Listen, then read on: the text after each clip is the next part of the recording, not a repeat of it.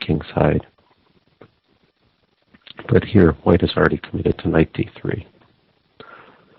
So now this move I think is kind of questionable too. He plays king to g2. This move doesn't really seem necessary to me. King h1 is another idea, because sometimes white wants to play rook g1, or even like gf, and rook g1.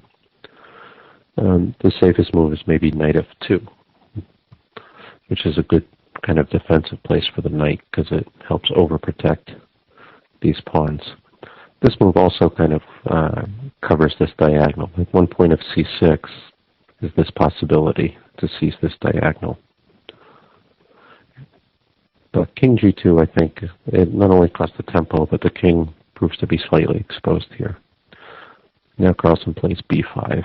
And this is kind of move that is kind of, looks a little risky, but I think if I'm white here, this is a move I don't want to see, because I think what white wants here is to just stabilize the position and use his space gradually. But now, things are starting to get a little messy. The point is, if he ever takes on b5, then he can take on d5, and obviously this is not what white wants. This is a good example of white completely losing control. The center's open, and his king looks silly. If he ever takes on c6, then bc, and knight c6 will quickly follow. Even if like knight b4, he could play like a5, knight d5, knight takes c6, and again things are kind of opening up, probably more than white would like. So white logically keeps the pawn chain intact. The only game I could find with this position before went knight b4, which also makes sense. White just kind of increasing the pressure on these light squares. And here in the game, black did bc, knight takes c6, knight takes c6, dc. And white managed to keep control. The bishop takes c4, and he managed to keep control of the center. Maybe c takes d5 is a good alternative. And then after something like cd, even a6, and kind of a normal king's Indian position. But here white kind of has what he wants, because the king side is pretty stable and the center is pretty stable. But I still think black's not without chances in those positions. But b3 kind of looks the most consistent and looks the safest for a blindfold game. Now a5. This move looks kind of pointless. The idea is not really to play a4, but this really has two ideas: to stop knight b4 and also to play b4 himself. And now if dc, then just bc, bc. Knight takes c6, and the black I think is much better here. This white's pawns are loose. This knight can come to d4, and white's king is more likely to be troubled when things start opening up. And again, cb would not make much sense, because if c takes d5, opening things up. So he played knight f2, which I think he should have done a move sooner, and now b4, good move, drives the knight to kind of a bad square. Knight a4, and bishop b7. This move looks kind of silly, because look at this, all these pawns that are in the way. But it's interesting to see what happens. And now it's tough to make a good recommendation for white. He played rook c1, which looks good, and I think that's one of the computer's first choices. dc again I think is bad because of knight takes, and two more things are gone from the diagonal, and the knight can come to d4. I'm wondering if maybe the safest move for white is something like king to g1, just getting off the diagonal. But it's hard to actually play a move like that. But after rook c1, which looks natural, fe, cd. He played ed. Probably it's going to just amount to the same thing. if he did CD, because now black is able to detonate. The knight takes d5, knight e takes d5, CD, knight takes d5. And this is kind of a graphic illustration of what can go wrong for white. White's up a piece, but the knight on a4 is kind of useless. Obviously, there's a lot of pressure on this diagonal, but also black's queen can jump into the game, be h4, and he has these center pawns. So position is already, I think, really problematic for white. So he gets his king out of the way, king g1, and now e4. Very strong move, opening up the diagonal for this bishop too, and threatening e3. So maybe this is what Aronian missed, or I would guess that he saw the sacrifice on d5 because it's kind of a normal idea. Saw in his mind's eye, at least, because he couldn't see the actual pieces.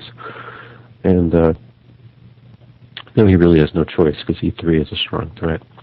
So he does knight e4, bishop d4 check, and now it's very hard to defend.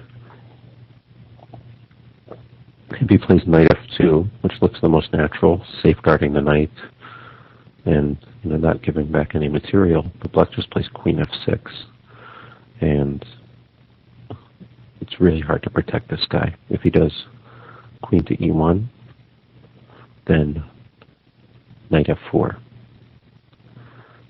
and big threat of knight h3 mate, and bishop takes f4, queen takes f4.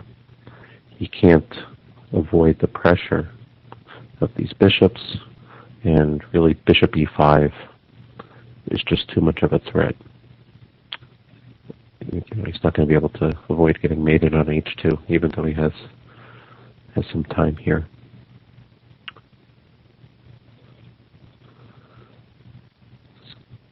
And if he plays king to g2, then just queen e7. Good move. This connects the rooks, and it attacks e4. So bishop f3. Yeah, you could trade rooks first, but it doesn't really help because of the same idea. Rook takes f3, queen takes f3, and now knight f6. And this suddenly triple attacks the knight. So even like rook h1, you can just take on e4. And black will regain all of the material. For example, rook e1. At the very least, you can do bishop e4, rook e4, knight e4, and black is now up a pawn with a better position. Still bad knight here, which is completely dominated and can't move, so white is pretty lost there. So he plays rook to f2. And now rook takes f2. This is kind of a typical, classic attacking idea. You don't want to take with a bishop, but you want to bring this rook, have the chance to come into play. Rook takes f2, knight takes f2. Really, probably a better move is bishop g5. Kind of a neat move because it sets up queen takes d4. So any kind of rook discovery, it's not a double check. There'll be queen takes d4. But here he can just play bishop to f6. And now if bishop takes f6 check, then he can take the rook. Rook takes f6. And if queen d4, then he has knight f4. And if he does queen takes f6, queen takes f6, knight takes e2 check, and knight takes c1, and black will be up a rook. And if he does knight takes f6, then there's this cute move, rook g2 check, setting up double checks. If he goes king f1, just knight e3. And if he takes, king takes, knight e3, double check, king h3, knight takes d1, rook takes d1. And now it seems like white, has enough material. He's got three pieces, but he's got the bad knight on e4, and he's kind of in this pin here, so already there's this nice move h6. So if bishop h4, then just g5. So he's got to come back, bishop c1. Now queen takes f6, loses to bishop b2. But he can just do queen e7, hitting this bishop. And after bishop c4, something like rook f8, and white's king is not going to survive. If he does bishop b2, well, then just rook takes f6 can even be played. But white's king just not going to survive against the black queen and rook. There's still probably a better chance. At least there's some complicated lines. Because in the game he just did knight takes f2, which he probably even played quickly. And now just queen h4. And he can't defend. If he does bishop e1, then bishop e5 will mate. He did queen e1.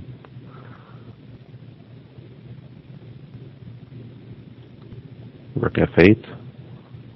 And he just can't defend f2. So he could resign here, but he played a couple moves, probably out of inertia. Bishop f3. Plus he can't see the board.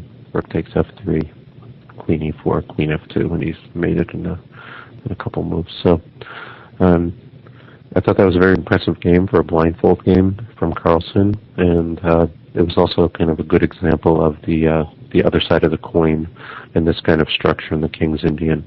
These G4 ideas, they're very playable and ambitious, but I think one reason that they're not that popular is that even if white has a good position, like if he ever loses control just a little bit, then black can very often just seize the initiative for good, because white's pawns can't move backwards to protect his king. So hope you enjoyed that King's Indian from Magnus Carlsen, and we'll see you again on chesslecture.com.